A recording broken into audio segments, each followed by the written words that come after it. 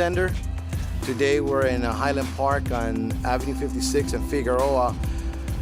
This mural here was done in 1993, so if you think about the age of it, it's actually 18 years old.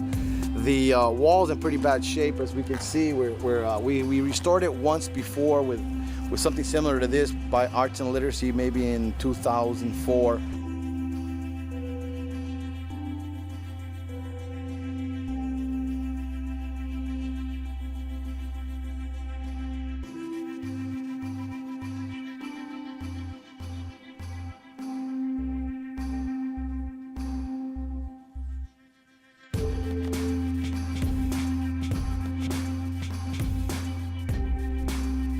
Now the rest of the wall started peeling, so we want to get this out of the way. We're going to do a lot of peeling, a lot of cement, sealer, blocker, primer, a lot of layer and layer and layer of paint, and then reapplying the last final coat of the actual mural on this wall. This particular mural has a non-violence subject matter. Basically, there in the 1990s in Highland Park, there was a lot of wall battles between gangs, and what I wanted to do is sort of show them that we are all derived from the same culture. We're all Latinos, we're all community people, we're all living in the same space, and that's the purpose of the Aztec, that when we promote violence, brown versus brown violence, we're basically attacking our own culture. That's why I have an Aztec warrior with his arms tied, bound, meaning we're binding our culture, we're binding our Mayan and indigenous origin. The two gentlemen here, one is a more of a violent character promoting a fist, the other, which is on that side, the other one is promoting peace with the dove and nonviolence. We have the prison, which is a byproduct of violence.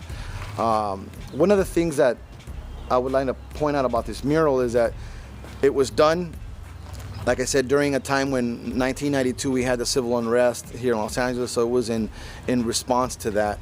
It was done through a grant called Re-Wing the City of Angels, along with Mike Hernandez and Richard La Torre. So we're hoping that through these mural fixtures, these restorations, these repainting, we can let the politicians, Ed Reyes, Huizar, know that we do need funding to restore a lot of these murals, because they're a complete connection to the city. They've been here for 18 years, so there's been people, probably the youngsters now who were babies when I first painted this, were now 18 years old, and they're off probably to college, who grew up watching these murals, and these are important to these communities. One of the things I just want to also point out is that several years ago I submitted a packet of information to Ed Reyes' office about all these murals and documentation, when they were painted, who was the funders, but I haven't heard from them yet. So if anybody that knows Ed Reyes and makes him a phone call and says we want these murals restored, so call the council office and call John Zender. You can always reach us at creativeartsolutions.com. That's our website that shows you the progress of our murals, the new murals, which murals we're restoring. Hopefully we also partner with the Mural Conservancy to try to get some funds for paint.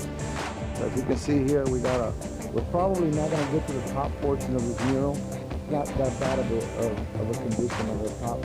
Most of the damage is on the bottom, especially here in the center, which is when this mural was first painted, it wasn't really well prepped. It was just the funding was not as we wished, so we want to do as much as we can to restore it.